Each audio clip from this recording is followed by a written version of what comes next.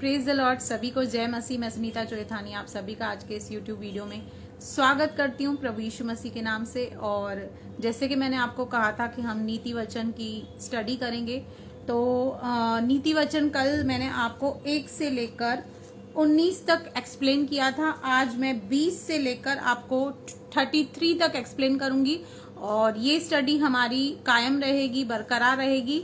बाकी हो सकता है कि क्रिसमस के दिन खाली मैं क्रिसमस का एक अलग मैसेज दूं, वो अलग रहेगा। लेकिन ये इसमें 31 चैप्टर्स हैं जो मैं चैप्टर वाइज, अगर ये बहुत बड़ा होगा तो 2 पार्ट में, छोटा होगा तो हम 1 पार्ट में करेंगे। तो आज मैं आपको एक्सप्लेन करूंगी, इसी के लिए अंत तक देखिए। अगर जो आप स्मार्ट बनना चाहते हैं, अगर जो आप चाहते हैं कि अपनी प्रैक्टिकल और रोजमर्रा जिंदगी में आप कैसे वचन को फॉलो करें, कैसे बुराई से दूर रहें, तो इन वीडियोस को सुनते रहिए। पार्ट 1 को भी आप सुनिए। तो यहाँ पे हम बुद्धि की पुकार देखते हैं कि विजडम जो बुद्धि है वो पुकार रही है। क्या पुकार रही है? बुद्धि सड़क में ऊंचे स्वर से बोलती है और चौकों में प्रचार करती है। मतलब बहुत बार, कई बार जब हम गलत दिशा में जाते हैं, गलत डिसीजन लेते हैं, गलत बात करते हैं, तो ये जो विजडम है, ये जो बुद्धि है, ये हमें मार्गदर्शन करती है। पर आज हम एक ऐसी दुनिया में रह रहे हैं कि जहां पे बहुत सारी आवाजें हमें सुनाई देती है, बहुत सारे काउंसलिंग, बहुत सारे हिदायतें हमको सुनाई देती है, बहुत सारी अलग अलग आवाजें सुनाई देती है। इसलिए हम उस बुद्धि की आवाज को सुन नहीं पाते और उसके अनुसार कर नहीं पाते। और आगे कहता है वचन, वह बाजारों की भीड़ में पुकारती है, वह फाटकों के बीच में और नगर के भीतर भी ये बातें बोलती है। मतलब बुद्धि जो विजडम है वो हर प्रकार से आपको कन्वे करने की कोशिश करती है, हर प्रकार से आपको बताने की कोशिश करती है कि ये रॉन्ग है, ये गलत है, आपको नहीं करना है। वो आपको हेल्प ऑफर करने के लिए हमेशा अवेलेबल रहती है।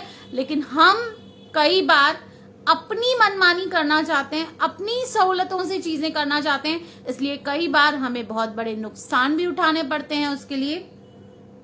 आगे कहता है 22 वचन, हे भोले लोगों, तुम कब तक भोलेपन से प्रीति रखोगे।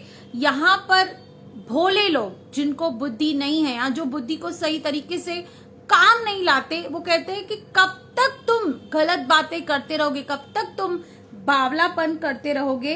हे ठट्ठा करने वालों, तुम कब तक ठट्ठों से प्रसन्न रहोगे। ठट्ठा करने का मतलब है जब कोई भी इंसान परमेश्वर को या प्रभु की बातों को तुच्छ जानता है, ठट्ठा करता है, उसका मजाक उड़ाता है, तो उसे कहते हैं ठट्ठा करना।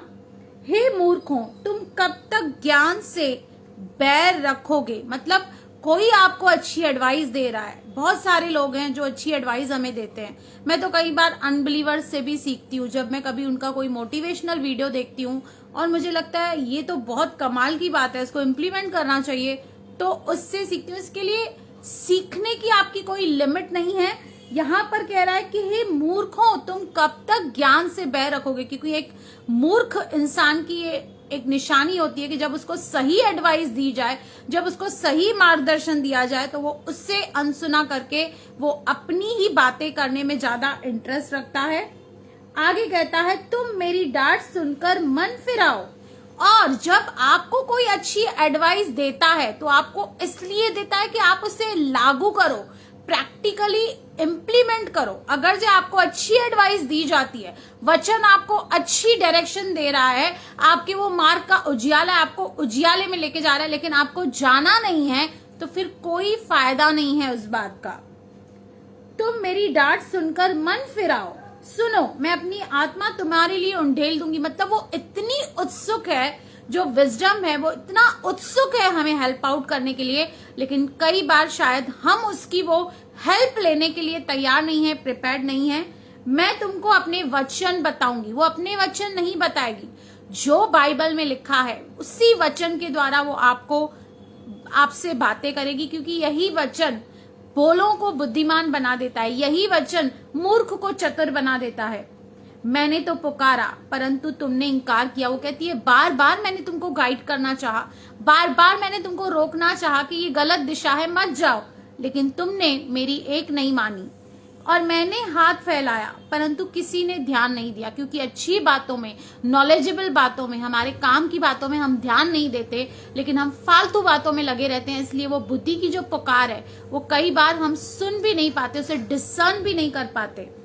आगे कहता है, वरन तुमने मेरी सारी सम्मति को अनसुनी किया और मेरी ताड़ना का मूल्य न जाना। क्योंकि समय रहते हमने उसकी बात को नहीं सुना, इम्प्लीमेंट नहीं किया, इसलिए आने वाले समय में उसका खामियाजा हम भुगतते हैं। और कई बार हम जब अपने जीवन को एनालाइज करते हैं, हम देखते हैं कि बहुत सारी चीजें हम ऐसे ही कर देते हैं, बहुत सारे डिसीजंस हम गलत ले लेते हैं और बाद में हमें उन बातों का, उन चीजों का बहुत पछतावा होता है। आगे कहता है 26 वचन, इसलिए मैं भी तुम्हारी विपत्ति के समय हंसूंगी कि मैंने तुम्हें कितनी कोशिश की इस चीज से बचाने के लिए, लेकिन तुम नहीं माने। इसलिए कहती है कि मैं तुम्हारी जब विपत्ति होगी, जब तुम्हारा नुकसान होगा, तब मैं भी हंसूंगी, और जब तुम पर भय आ पड़ेगा तो वो हंसेगी हम पर। वरन आंधी के समान तुम पर भय आ पड़ेगा और विपत्ति भवंडर के समान अचानक से आ पड़ेगी और तुम संकट और सकेती में फंसोगे। तब मैं ठट्ठा करूंगी, क्योंकि जब मैं तुमसे बात करती हूँ, जब मैं तुमको सही दिशा दिखाती हूँ, तब तुम ठट्ठा करते हो और मेरी बातों को अनसुना करते हो और मूर्खता करते हो। इसलिए जब तुम्हारे ऊपर विपत्ति आएगी तो मैं तुम पर ठट्ठा करूंगी। उस समय वे तुझे पुकारेंगे और मैं न सुनूं, वे मुझे पुकारेंगे और मैं न सुनूंगी। क्योंकि उसका वो टाइम खत्म हो जाता है, वो बार बार हमसे बात नहीं करती। इसलिए वो कह रही है कि जब आप डेस्परेटली मुझे पुकारोगे तब मैं नहीं सुनूंगी। वे मुझे यत्न से तो ढूंढेंगे परंतु न पाएंगे, क्योंकि उन्होंने ज्ञान से बैर किया। आज बहुत सारे ऐसे लोग हैं जो वचन से, ज्ञान से, परमेश्वर की बातों से प्यार नहीं करते, बैर करते हैं। आगे कहता है, और यहोवा का भय मानना उनको न भाया, क्योंकि यहोवा का भय मानना ही बुद्धि का मूल है। Fear of the Lord is the beginning of knowledge.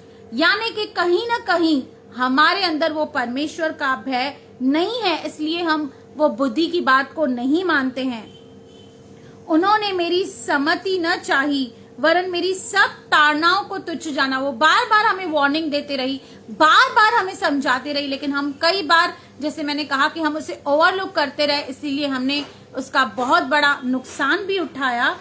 आगे कहता है, इसलिए वे अपनी करनी का फल आप भोगेंगे। क्योंकि हम सब जो भी निर्णय लेते हैं, जो भी डिसीजंस लेते हैं, उसके अल्टीमेट जो कॉन्सिक्वेंसेस होते हैं वो हमें भुगतने पड़ते हैं। वो कहती है कि तुमने मेरी सम्मति नहीं मानी, इसलिए तुम अपना फल आप भोगोगे और अपनी युक्तियों के फल में अघा जाएंगे। क्योंकि भोले लोगों को भटक जाना उनके घात किए जाने का कारण होगा। यदि हम सचमुच अपने आप को ऐसे ट्यून अप करें और परमेश्वर की उस आवाज को, उसकी उस बुद्धि को, उसके उस वचन को अगर हम सुनने और समझने की कोशिश करें, तो हम बहुत सारी हानि से बच सकते हैं। और निश्चिंत रहने के कारण मूढ़ लोग नष्ट होंगे। क्योंकि आज बहुत सारे ऐसे लोग हैं जो इग्नोरेंट हैं अपने लाइफ के प्रति, जो गंभीर नहीं है अपने जीवन के प्रति, इसलिए उनको बहुत विपत्तियों का सामना करना पड़ता है। परंतु जो मेरी सुनेगा वह निडर बसा रहेगा और बेखटके सुख से रहेगा। निडर बसे रहने और सुख से रहने का एक ही मूल मंत्र है, वो ये है कि हमें बुद्धि की बात, उसकी काउंसलिंग को, परमेश्वर के भय को सही रीति से हमें अपने अंदर लेना है। और जहां कहीं हम कंफ्यूज होते हैं, हमें उन वचनों को ढूंढना है, उन वचनों पर मनन करना है और उसी के अनुसार हमें चलना है। जब हम ऐसा करेंगे तो चाहे दुनिया में कुछ भी होता होगा, हम सुख से रहने पाएंगे। तो आज यहाँ पर प्रोवर्ब्स चैप्टर 1 हमने कंप्लीट किया है। कल चैप्टर 2 हम कंप्लीट करेंगे। अगर ये नहीं हो पाया तो उसको भी पार्ट 1 और 2 में करेंगे। तो इसी तरह हमने नीति वचन पे अब मनन करते रहेंगे। जो पार्ट 1 है उसे भी सुनिए, फॉरवर्ड कीजिए, ताकि आप इन सारी आने वाली विपत्तियों से, इस वक्त भी हो सकता है आपने कोई गलत डिसीजन ले लिया, आपको पता है आपने गलत डिसीजन लिया है, लेकिन शायद इस वचन के जरिए प्रभु आपको कह रहा है कि अपने उस निर्णय पर गौर कीजिए और अपने उस निर्णय को वचन के अनुसार सही कीजिए, ताकि आपके ऊपर विपत्ति ना आए, आप निडरता से बसे रहें, आप सुख से अपना जीवन निर्वाह करें। तो प्रभु इस वचन के जरिए आपको बहुत बहुत आशीष करे। मेरे चैनल को लाइक करें, सब्सक्राइब करें और बेल आइकन के बटन को क्लिक करें। God bless you.